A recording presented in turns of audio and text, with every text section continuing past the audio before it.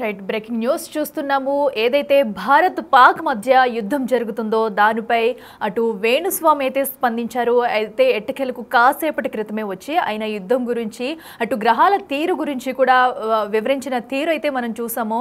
అయితే దీనిపై యుద్ధం జరుగుతుందంటూ కూడా ఆయన ముందే చెప్పారు. అయితే ఈ నేపథ్యంలోనే ఆయన కొన్ని వ్యాఖ్యలు కూడా చేశారు. అయితే ప్రస్తుతం ఆ యుద్ధం జరుగుతున్న తీరును వివరించారు. అయితే ఏ గ్రహాల వల్ల యుద్ధం జరిగింది, సో దానికి సంబంధించిన రీజన్ ఏంటి అనేది కూడా ఆయన చెప్పడం జరిగింది. అయితే ప్రస్తుతం మళ్ళీ భారత్ పాకిస్తాన్ యుద్ధం జరుగుతుందా లేదా, అనుకున్నట్టుగానే దీనికి ఇప్పటితో తెరపడుతుందా అనేది కూడా ఒక క్వశ్చన్ మార్క్గా ఉంది.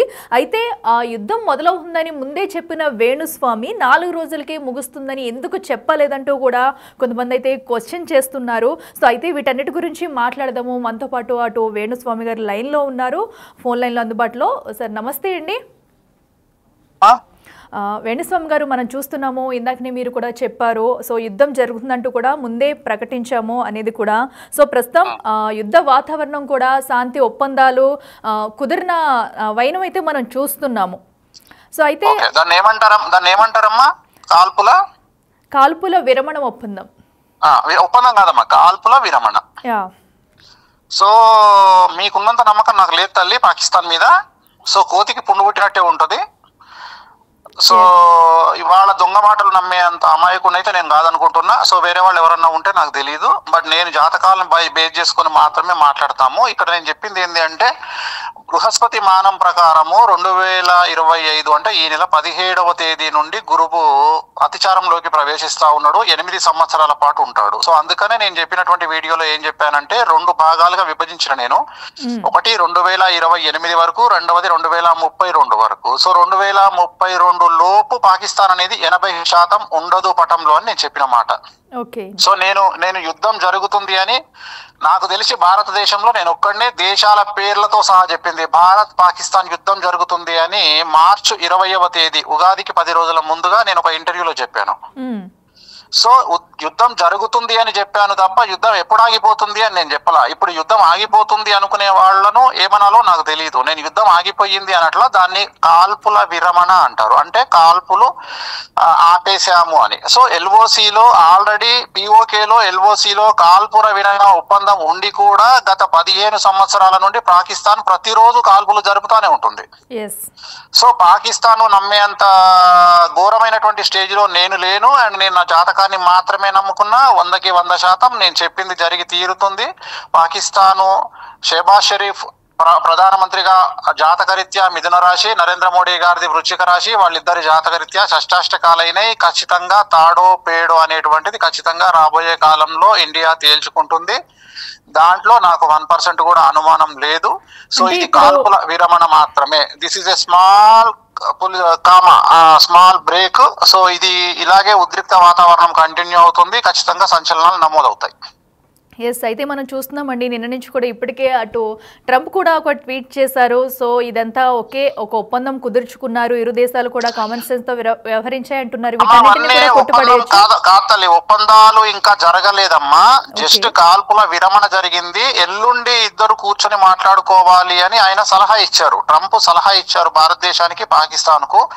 ప్రజెంట్ మీరు కాల్పుల విరమణ చెయ్యండి అని చెప్పినారు. ఇప్పుడు జస్ట్ కాల్పుల విరమణ జరిగింది. అంటే ఎలాగైతే మహాభారత యుద్ధం ఎలాగైతే సూర్యాస్తమయానికి ఆపుతారో సూర్యోదయానికి ప్రారంభమయ్యి, సో ఎలాగైతే మహాభారత యుద్ధం 5 గ్రామాల కోసం జరిగిందో, ఎలాగైతే పాకిస్తాన్ ఇండియా యుద్ధం కాశ్మీర్ అనేటువంటి ఒక స్థానం కోసం జరుగుతుందో, సో అలాంటి వాతావరణంలో ఎలాగైతే సూర్యాస్తమయానికి యుద్ధం ఆపుతారో అలాగే ఇప్పుడు కూడా కాల్పుల విరమణ అనేది జరిగింది. సో ఆ సిస్టమేటిక్ అంతా కూడా మహాభారత యుద్ధంలో జరిగినట్టుగానే జరుగుతుంది. సో ఇది కూడా దాంట్లో భాగంగా ఒక సూర్యాస్తమయం అనేటువంటిది అయ్యింది అనుకోవాలి. ఇది బ్రేక్ అని చెప్పాలి, అంతే తప్ప ఈ యుద్ధం ఆగిపోయింది అనే పదాన్ని మనం వాడద్దు. అయితే మీరు చెప్పినట్టుగానే జ్యోతిష్యం ప్రకారం మరి ఎప్పటి నుంచి మళ్ళీ ఇది మొదలయ్యే అవకాశం ఉందంటారు? నేను చెప్తున్నా కదా తల్లి, కంటిన్యూగా ఇది మొదలవడం కాదు, ఇవాళ రాత్రి కూడా చేయొచ్చు. వాళ్ళు ఎప్పుడు మాట మీద ఉండే వ్యక్తులు కాదు, కంటిన్యూగా చేస్తానే ఉంటారు. కాల్పుల విరమణ ఒప్పందం అనేది వాళ్ళ మాట మీద నిలబడే మనుషులు కాదు. నేననే పాయింట్ ఏంటంటే, ఇది వాళ్ళు ఏదో తప్పించుకోవడానికి వేస్తున్న పన్నాగము. అంటే ఒకటి గుర్తుంచుకోవాలి, కౌరవులు పాండవులు, మనం భారతదేశం పాండవులు లాంటి వాళ్ళము, వాళ్ళు కౌరవులు లాంటి వాళ్ళు. కౌరవుల మాటలు నమ్మిన పాండవులు ఎప్పుడూ నమ్మలేదు. అలాగే మనం కూడా పాకిస్తాన్ వాళ్ళ మాటలు నమ్మేటువంటి పరిస్థితులలో మనం లేము. ఏదో ట్రంప్ చెప్పినాడు కాబట్టి వాళ్ళ కాల్పుల విరమణ జరిగింది, మళ్ళీ రేపో ఎల్లుండో ఇంకెప్పుడో మళ్ళీ స్టార్ట్ చేస్తారు. ఓవరాల్ గా నేను జాతకరీత్యా చెప్పదలుచుకున్న పాయింట్ ఏంటంటే, నేను చెప్పిన ఈ రోజు నుండి 2032 లోపు నేను క్లియర్ గా మెన్షన్ చేశాను, 2 పార్ట్లుగా విభజించాను, 25 నుండి 28, 28 నుండి 32. సో ఈ టైంలో 32 లోపు పాకిస్తాన్ అనేది 80% ఉండదు అని నా కంక్లూజన్. ఓకే, అంటే మీరు చెప్పారు అంటే మహాభారత యుద్ధం 5 గ్రామాల కోసం జరిగితే భారత్ పాక్ యుద్ధం భూమి కోసమే అంటూ కూడా మీరు ఇందాక వివరించారు. సో అంటే భూమి కోసం అంటే ఇప్పుడు మనకి సో అది కలిసి వస్తుందని అనుకోవచ్చా? మనకు కలిసి వచ్చినట్టే కదా. ఆక్రమిత పిఓకే కూడా ఇప్పుడు కాశ్మీర్ ఆక్రమిత పాక్ కూడా మనకు వచ్చే అవకాశం ఉంది. ఇప్పుడు మనకు భారతదేశంలో ఉండే కాశ్మీర్ మనది. సో అలాగే పాక్ ఆక్రమిత కాశ్మీర్ కూడా మనదే ఒకప్పుడు. ఓకే, సో అది కూడా మనకే వస్తుందని చెప్తున్నాను నేను, పిఓకే. సో పాక్ ఆక్రమిత కాశ్మీర్ కూడా భారతదేశానికి సొంతమయ్యే అవకాశం ఉంది. నేను 32 లోపు చెప్తున్నా, 2032 లోపు అది మన సొంతమయ్యే అవకాశం ఉంది. ఓకే, అయితే మీరు చెప్పినట్టుగానే అటు యుద్ధం జరుగుతుంది అనేది కూడా మీరు ఒక క్లారిటీ అయితే ఇస్తున్నారు. అయితే మనం పెహల్గాం దాడి చూస్తున్నాము. సో ఎంతమంది అటు భారతీయులు చనిపోయారు అనేది, సో ఇలాంటివి కూడా మీరు చెప్పగలుగుతారు? ఎందుకంటే సో మనం చూసాము ఎంతమంది మరణించారు. మంచి ప్రశ్న తల్లి, చాలా మంచి ప్రశ్న. మీకు ఇప్పుడు నేను ఒక ఆన్సర్ చెప్తాను. ఇదే పాకిస్తాన్ భారతదేశం యుద్ధం జరుగుతుంది అని పదాలు ప్రయోగించి మరీ చెప్పితే, వేణుస్వామి చెప్పితే పట్టించుకునే నాదుడు తెలుగు రాష్ట్రాలలో లేడు. అదే కర్ణాటకను, తమిళనాడు, మహారాష్ట్రను, నార్త్ ఇండియన్ అయితే ఇమ్మీడియట్ గా వాడి బొమ్మ తీసుకొచ్చి, వాడి వీడియో తీసుకొచ్చి మన ఛానల్స్ అన్ని వేసి, మన వీడియో అంతా వేసి, ఇగో వాడు చెప్పాడు అని చెప్పి మనం చూయించుకుంటాము. కానీ మన కర్మ ఏంటంటే, నేను తెలుగు రాష్ట్రంలో పుట్టడం వల్ల విమర్శలకే ప్రాధాన్యత ఉంది తప్ప జరిగినప్పుడు మనల్ని వెన్నుదట్టే వాడు ఉండడు. జరగకపోతే ఇప్పుడు కూడా మీరు అడిగిన ప్రశ్నలో ఆన్సర్ ఏంది? మీరు ఆల్రెడీ స్టార్ట్ అయ్యింది అన్నారు, 4 రోజులకే ఆగిపోయింది. సో ఇక్కడ ఎవ్వరు కూడా స్టార్ట్ అయ్యింది అని చెప్పిన దాన్ని నేను వెన్నుదట్టడం లేదు. ఎలాగైతే ఒక రాకెట్ తయారు చేసినప్పుడు 5 రాకెట్ తయారు చేస్తే ఒక రాకెట్ ప్రయోగం సఫలమవుతుంది, 4 ఫెయిల్ అవుతాయి. బట్ వేణుస్వామి చెప్పిన దాంట్లో కనీసం 10లో 5, 6, 7 మంచి జరిగినప్పుడు వాటిని వెన్నుదట్టే ప్రయత్నం చేస్తే శాస్త్రం అనేది కూడా అభివృద్ధిలోకి వస్తుంది. సో ఇవాళ మార్కెట్ లో భయపడే పరిస్థితి అయిపోయింది. ఏదైనా వీడియో పెడదామంటే మంచి కంటే కూడా చెడు ఎవరు టార్గెట్ చేస్తారా, ఎవరు ట్రోల్ చేస్తారా అనేటువంటి భయంలో బతుకుతున్నాం. వేణుస్వామి ఒక్కడే ధైర్యంగా ఈ ట్రోలింగ్ ను, ఈ మీమర్స్ ను తట్టుకొని సమాజంలో నిలబడి ధైర్యంగా ఇన్ని ట్రోలింగ్లు అయినా ప్రతిరోజు పెంట చేసినా ధైర్యంగా వచ్చి ఇంకా ఏదో చెప్పడానికి ప్రయత్నం చేస్తా ఉన్నాడు.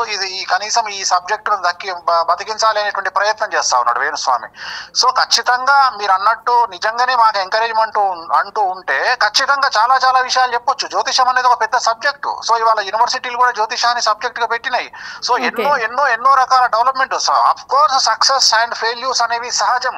ఖచ్చితంగా ప్రతి జీవితంలో సైన్సే 50% ఫెయిల్యూర్ లో ఉంది. సో మేమెంత మమ్మల్ని వెన్నుదట్టే వాళ్ళు ఉంటే ఖచ్చితంగా ప్రతిదీ చెప్పగలుగుతాం. పహల్గాం దాడి చెప్పొచ్చు, ప్రతిదీ. ఒక మనిషి డెత్తే చెప్పొచ్చు అమ్మా, అంత దూరం ఎందుకు? ఒక మనిషి మారకాన్ని కరెక్ట్ గా ఏ నెలలో ఎప్పుడు చనిపోతాడు అనేది కూర్చొని లెక్క వేస్తే 100కి 100% చెప్పొచ్చు. కానీ మనం చావు చెప్పొద్దు, విడాకులు చెప్పొద్దు, యాక్సిడెంట్లు చెప్పొద్దు, ఏమీ చెప్పొద్దు. ఎంతసేపు నువ్వు అది చేస్తావు ఇది చేస్తావు అంటే జరగబోయేటువంటి చెడును గనక వివరించగలిగినట్లయితే ఒక మనిషి తన జీవితాన్ని చాలా చాలా చాలా మార్చుకొని, ఇప్పుడు ఒక వ్యక్తికి క్యాన్సర్ వచ్చినప్పుడు డాక్టర్ ఏం చెప్తాడు? నీకు క్యాన్సర్ రాలేదు, ఇంటికి వెళ్ళిపో, హాయిగా ఎంజాయ్ చేయి, లివర్ క్యాన్సర్ లేదు, ఇంకా 2 ఫుల్ బాటిల్ కొట్టు అని చెప్పాడు కదా. మనకు క్యాన్సర్ వస్తుంది నాయన, లివర్ సిరోసిస్, నువ్వు 1 సంవత్సరం బతుకుతావు, మందు బంద్ చేస్తే ఇంకో 5 ఏళ్ళు బతుకుతావు అంటాడు. అలాగే వేణుస్వామి చెప్పేది ఏంటి అంటే, ఒక భార్యాభర్తలు విడిపోయినప్పుడు మీరు విడిపోతారు అని చెబితే, బాబు నువ్వు కోపాన్ని తగ్గించుకోరా నాయన, నీ పెళ్ళం మెన్సెస్ లో ఉన్నప్పుడో లేదా చికాకులో ఉన్నప్పుడో నువ్వు ఆ బాధపడకుండా బయటపడు నాన్న, ఆమెను బాధ పెట్టకు అని చెప్పడం ఇక్కడ ఉద్దేశం. అలాగే యాక్సిడెంట్ అవుతుంది అంటే 180లో పోకురా బాబు, నువ్వు 100లోనో లేకపోతే 180లోనో వెళ్ళరా బాబు. ఇలా ప్రతిదీ నెగిటివ్ వైబ్ లో చెబుతూ పాజిటివ్ వైబ్ మరలించడం మనిషి ఒక్కొక్క తత్వం. అంతేగాని గొప్పలు చెప్పాల్సినటువంటి అవసరం లేదు కదా. ఒక మనిషిని, ప్రతి మనిషిని నువ్వు అది చేస్తావు ఇది చేస్తావు, నీకు జరగబోయే నష్టాన్ని వివరించినప్పుడు, సపోజ్ ఒక మామూలు వ్యక్తి, ఒక కూలీ వ్యక్తి చనిపోతే ఏం నష్టం జరగకపోవచ్చు. కానీ ఒక 1000 కోట్ల అధిపతి చనిపోయినప్పుడు అతని మీద సుమారు 100 కుటుంబాలు ఆధారపడి ఉంటాయి. కాబట్టి వాళ్ళ గురించి మనం నెగిటివ్ చెప్పడం ద్వారా ఆ వ్యక్తి తన కుటుంబాన్ని కాపాడుకోవడమే కాకుండా, తనను తాను కాపాడుకోవడమే కాకుండా ఆ 100 మంది కుటుంబాలను కూడా కాపాడుతాడు అనే ఉద్దేశంతో ఒక నెగిటివ్ వైపు వైపు జాతకాన్ని తీసుకుని దాన్ని పాజిటివ్ గా అర్థం చేసుకోవాలి జనాలు అనే ఉద్దేశంతో, నా ఉద్దేశంతో నేను మాట్లాడతాను ఎప్పుడే గానీ.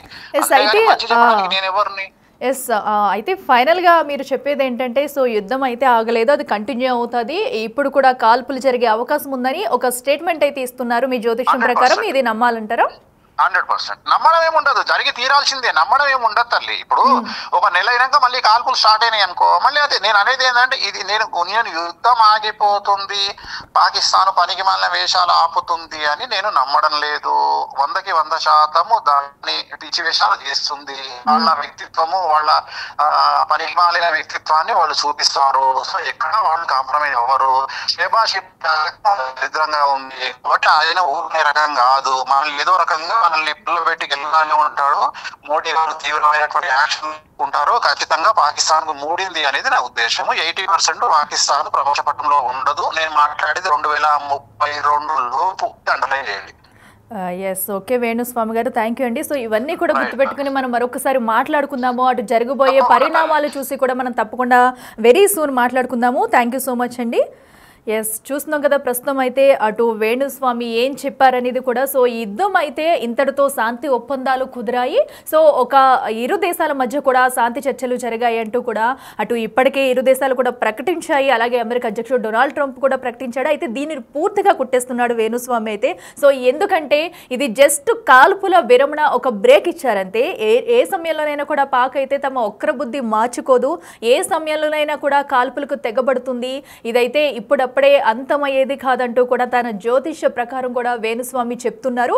మరి ఏం జరగబోతుంది? వేణుస్వామి జ్యోతిష్యం నిజం కాబోతుందా, లేదంటే ఇరు దేశాల మధ్య ఒప్పందం కుదుర్చుకుని అటు డొనాల్డ్ ట్రంప్ కూడా చేసిన ప్రకటన అటు నిజమవుతుందా అనేది కూడా వేచి చూద్దాం.